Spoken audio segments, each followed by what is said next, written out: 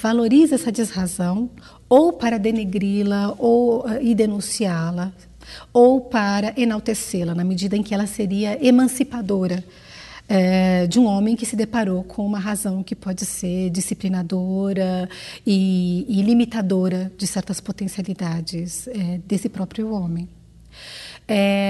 Por outro lado, temos também uma Idade Média hoje, que eu acho que é hegemônica na historiografia de melhor qualidade produzida, que é uma Idade Média que considera um pouco melhor a Idade Média não como uma época em profunda e total alienação em relação à antiguidade e à modernidade. Então temos uma visão mais integrada. À medida em que se conhece melhor a antiguidade, se conhece um pouco melhor a Idade Média, ela está deixando cada vez mais de ser uma Idade Média, ou seja, uma idade marcada por profundas rupturas com a antiguidade e com a modernidade.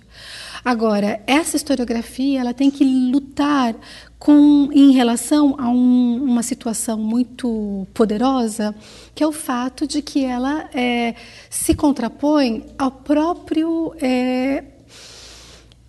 sentido que foi dado à Idade Média quando esse período é criado como um momento específico da história, objeto de estudos particulares, que é um período histórico que é criado para reforçar elementos externos a ele. Então, pode-se dizer que a Idade Média é um período totalmente criado em função da imagem que a Idade Moderna quis passar de si mesma. Então, aí nós temos um problema, que na medida em que tentamos conciliar a Idade Média com a modernidade e entender aquilo que a modernidade tem, que é profundamente dependente e devedor tributário da Idade Média, é uma modernidade que aceita essa sua medievalidade. Então, você falou uma coisa que é muito interessante, porque o termo Idade Média já pressupõe que é uma criação da modernidade para dizer, bom, isso está no meio entre o auge anterior, que é a antiguidade, o novo auge. Então, aí tanto o estudioso como a sociedade, ao manter o termo Idade Média, não estaria reforçando essa visão? E como, então, o estudioso, o interessado, melhor dizendo, na Idade Média, pode se desvencilhar disso, mantendo essa terminologia? Quer dizer, como manter o termo Idade Média sem essa carga quase que inevitável que o termo carrega, como outros termos históricos também, né? Quando se fala em clássico também se pressupõe um ápice, né? Clássico é ápice. Então, como resolver essa aparente incongruência ou dificuldade? Eu acho que é combatendo a noção de ruptura, porque nenhum outro período histórico que eu conheça é tão dependente do artifício explicativo da ruptura quanto a Idade Média. Então, é um período que a gente estuda fundamentalmente a partir de 3 rupturas: a ruptura com o mundo antigo, com a modernidade, e dentro da Idade Média, a ruptura do mundo carolíngio em relação à barbárie, do início da Idade Média, e depois a rebarbarização com o fracasso, digamos assim, do projeto carolíngio. Então, eu acredito que a forma para se equilibrar um pouco essa visão de Idade Média é, em primeiro lugar, questionar sempre essas rupturas e ter uma valorização um pouco maior daquilo que acontece nesses espaços intermediários, internos à Idade Média, e que são muito mal conhecidos. Você sabe que a Idade Antiga também, a Antiguidade Clássica, também é vítima desse tipo de visão, porque na nossa memória histórica, produzida pelo ensino de história, a antiguidade clássica é o século I, só interessa o período do início do Principado. Então, na medida em que formos conhecendo um pouco melhor e for se conformando uma memória histórica a partir do ensino, em que outros momentos dessa antiguidade, dessa Idade Média forem sendo um pouco melhor conhecidos, a gente vai atingir um conteúdo mais equilibrado, e eu acredito que a visão de Idade Média tende a se transformar.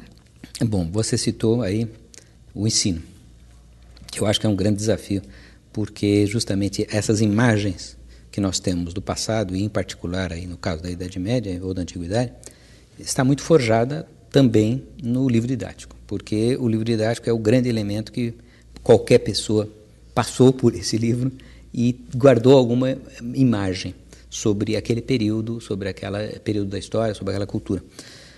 Você, como observadora e mesmo produtora de literatura sobre a Idade Média, como você vê a mudança no geral, mas principalmente aqui no Brasil, na produção sobre a Idade Média? Eu observo que os livros passaram por uma transformação, sim, mas infelizmente ainda é uma transformação muito lenta. E eu não considero que elas ainda sejam o bastante adequadas mesmo. Porque quando os livros eles mudaram da época da minha formação para hoje, quando eu utilizei essa literatura como aluna, nos anos 70, eles tinham uma visão de Idade Média que era do século XIX, de uma história conteudística e factual. Então, o conteúdo circulava os grandes personagens e os grandes eventos do ponto de vista do século XIX. Quando essa reforma foi feita, ela trouxe para os livros didáticos, no que diz respeito à Idade Média, outros elementos, outras historiografias de influência teórica do século XIX.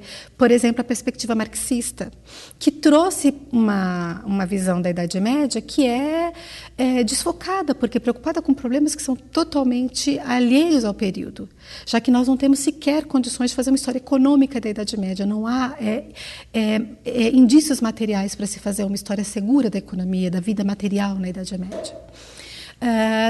Mais para frente, já agora nos anos 90, observamos a introdução de conteúdos da nova história. Mas, nesse sentido, nós acabamos tendo, infelizmente, um percurso mal adaptado ao livro didático, porque temáticas tradicionais que dialogavam com outros períodos históricos foram substituídas por temáticas novas que nem sempre tinham condições de sustentar um diálogo com os outros períodos históricos. Então, introduzir dados como mentalidade, se o homem medieval sentia medo ou não e do que ele tinha medo, é pouco útil para a conformação de um patrimônio informativo básico, que é aquilo que o estudante deve ter no ensino fundamental e médio. Então, eu acho que nós ainda esperamos por uma outra Idade Média nos livros didáticos e ela também é muito dependente da comunicação entre aquilo que se produz no ambiente acadêmico e os livros didáticos.